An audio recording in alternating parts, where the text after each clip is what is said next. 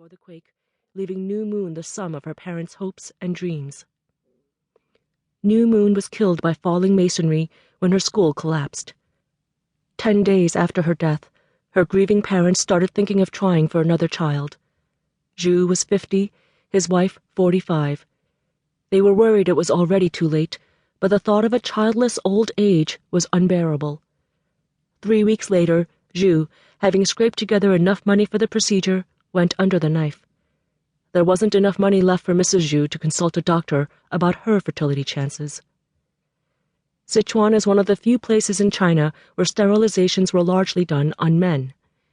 In most other parts, chauvinism prevails, so it's mostly women who are sterilized, even though doing it on men is easier, faster, and less likely to result in complications. A village head in Shanxi told me rather grandly that he was the first to be sterilized in his village. "I did it to set a good example," he said. Further questioning revealed it was actually his wife who'd had the procedure. "It was me.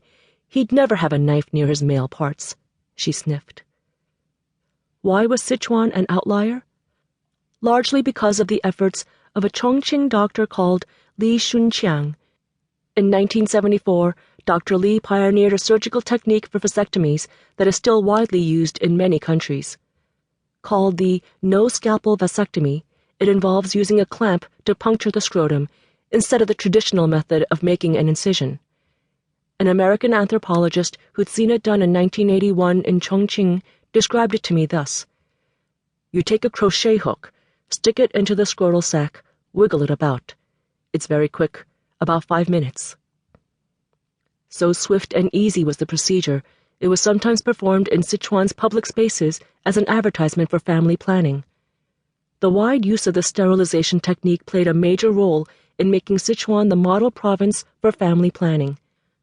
The talented Dr. Li went on to head Chongqing's Family Planning Research Institute and later retired as a senior family planning official.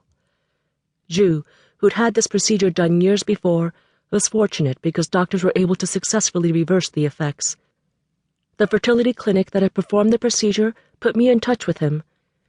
I asked a staff member there if they specialized in doing vasectomy reversals. Her answer was a swift and emphatic no. There was no money in it. Their clientele were yuppies, many experiencing infertility because of delayed childbearing, like me.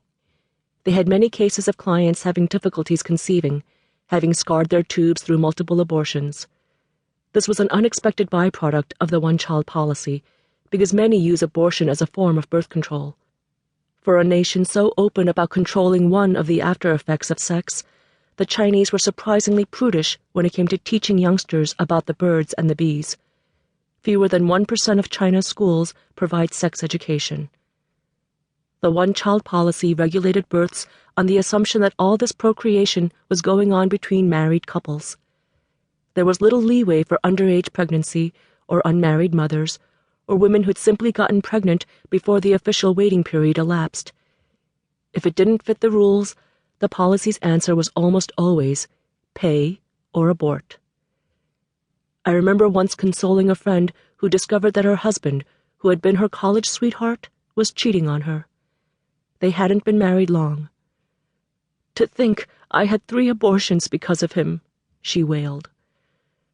So much of childbearing is a question of timing. With rising infertility, timing became even more crucial. You had to be rich or lucky to battle the forces of time. Zhu certainly wasn't rich.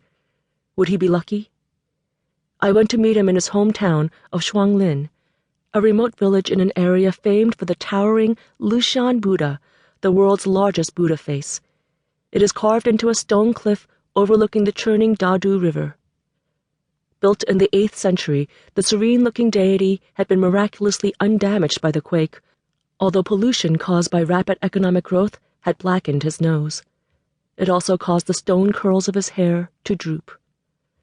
Driving to Zhu's home, I saw plenty of examples of one-child propaganda. One mural showed a launching rocket and a handsome family trio, mother, father, and child of indeterminate gender, with the slogan, "Late marriage, late childbirth benefit both country and people." Another read, "Fewer births, swifter prosperity."